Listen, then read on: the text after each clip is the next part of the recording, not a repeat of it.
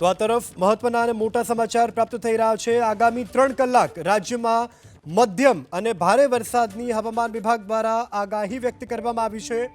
મહેસાણા, ભાવનગર, અમરેલીમાં ગાજવીજ સાથે વરસાદની આગાહી, તો પાટણ, ગાંધીનગર, અમદાવાદ અને સુરેન્દ્રનગરમાં ગાજવીજ સાથે મધ્યમ વરસાદનું અનુમાન હવામાન વિભાગ દ્વારા વ્યક્ત કરવામાં આવ્યું છે।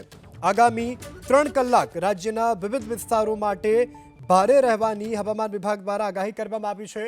તો ક્યાંક ધીમી ધારે તો ક્યાંક ધોધમાર વરસાદ પડશે। સાબરકાંઠા સહિતના વિસ્તારોમાં વરસાદની આગાહી, મહીસાગર, દાહોદ, પંચમહાલ અને ખેડા માટે આગામી 3 કલાક મધ્યમ અને ભારે વરસાદની આગાહી કરવામાં આવી છે। આગાહીના અન્વયે અત્યારે રાજ્યના વિવિધ એવા વિસ્તારો કે જ્યાં વરસાદ પડી રહ્યો છે, પરંતુ હજુ પણ આગામી 3 કલાક વરસાદ પડી શકે છે।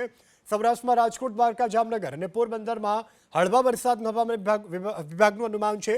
તો જૂનાગઢ, ગીર સોમનાથ અને દીવમાં પણ હળવો વરસાદ વરસી શકે છે। તો રાજ્યમાં આગામી 3 કલાક ભારેથી મધ્યમ વરસાદની આગાહી દક્ષિણ ગુજરાત, ઉત્તર ગુજરાત, મધ્ય ગુજરાત અને સૌરાષ્ટ્રમાં અનેક વિસ્તારો પર વરસાદ પડી શકે છે અને આગામી 3 કલાક ભારેથી લઈ અને મધ્યમ વરસાદની હવામાન વિભાગે આગાહી વ્યક્ત કરી છે।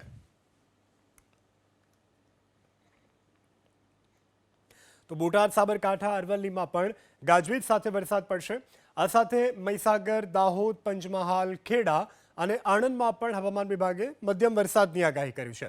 તો છોટાઉદેપુર, વડોદરા, નર્મદા, ભરૂચ, સુરત અને તાપીમાં મધ્યમ વરસાદનું અનુમાન છે।